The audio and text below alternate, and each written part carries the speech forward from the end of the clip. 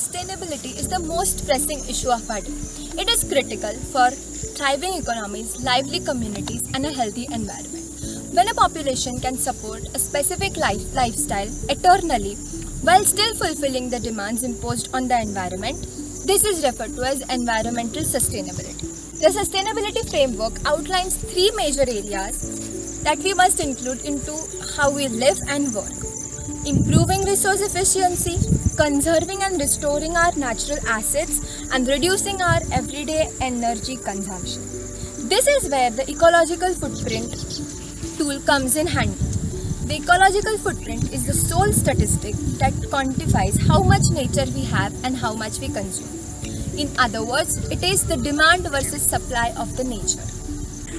On the demand side, it quantifies the ecological assets required by a certain population or product to generate the natural resources it utilizes and absorb its waste, particularly carbon output.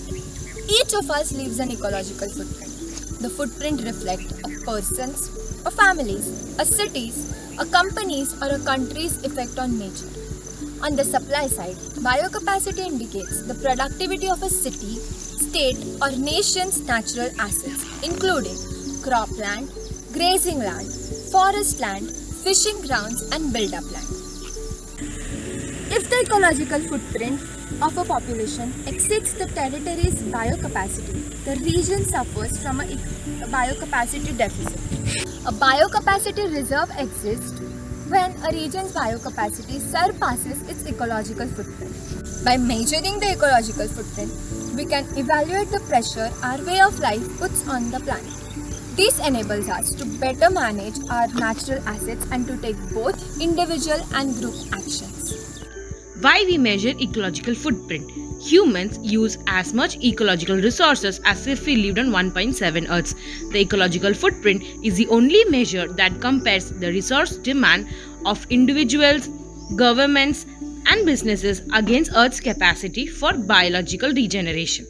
Ecological footprint measurement helps in managing the use of resources throughout the economy and explore the sustainability of individual lifestyles and makes residents aware of their impact.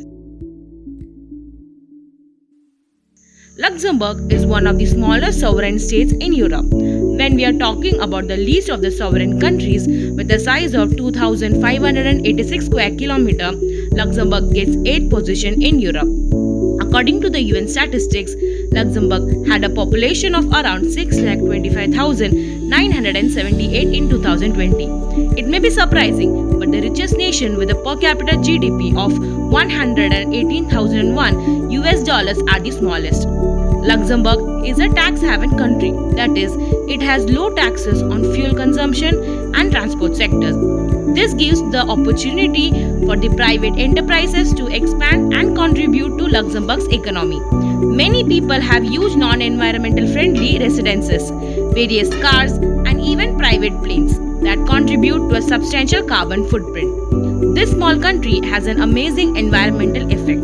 At barely 2.1% in Europe, Luxembourg has the lowest proportion of renewable energy uses. In addition, it has just 1% of the national land that covers protected areas, which eventually increase the carbon footprint.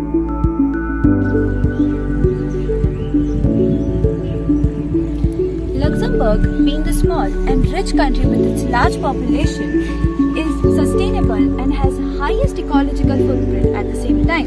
Well, this is surprising.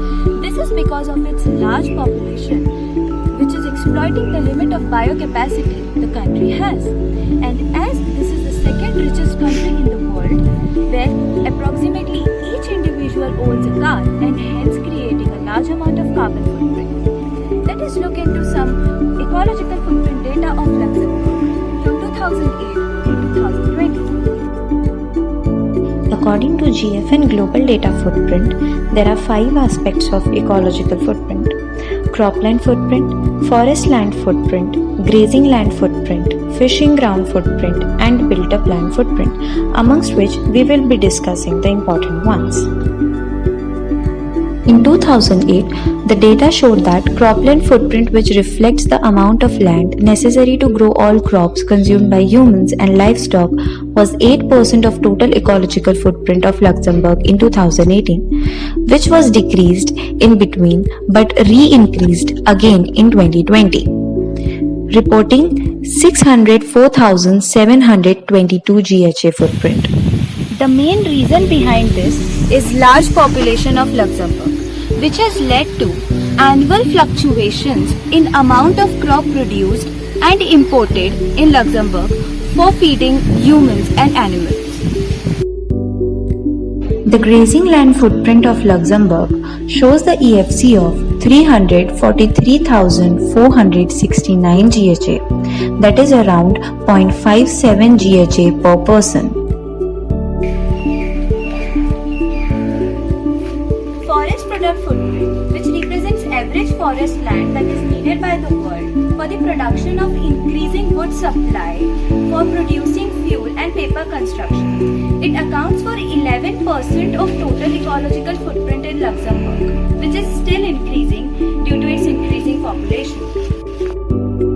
Well, the carbon footprint, which is the major footprint in the world, accounts around 9.27 GHA per person and makes up 79% of total ecological footprint. All this has led to decrease in biocapacity of Luxembourg, which is 1.25 GHA per capita. According to SDA-TEC, 68% of total transport oil fuel consumption is seen in Luxembourg, which leads to high amount of carbon footprint. Also, the gasoline prices in the country is pretty much low, and as country is surrounded by Germany and Belgium, high rate of export and import takes place. Luxembourg, having the biocapacity of only 1.33 GHA, has lower capacity per person due to large resource demand, leading to biocapacity deficit of 11.7 GHA per capita, which tells us that Luxembourg's biocapacity deficit is massive. Making a city sustainable requires holistic thinking. Despite its growing GDP and population, Luxembourg scores 82.3 EPI, making it the second most sustainable country in the world. In recent years, the country has taken commendable actions to reduce its ecological footprint. Let's look into these one by one. Did you know Luxembourg is the first country to launch a sustainability bond framework, which includes green bond, social bond and sustainability bond. In short, sustainability bonds are bonds where the proceeds will be exclusively applied to the finance the combination of both green and social projects. The Luxembourg government, together with various banking companies and insurance firms, created the Fund for Forest and Climate Change in 2017 with a view to helping farmers sustainably manage deforested rainforest and secondary forests. In 2015, Luxembourg enforced energy in the transport sector, where annual vehicle registration fees are higher for less efficient vehicles.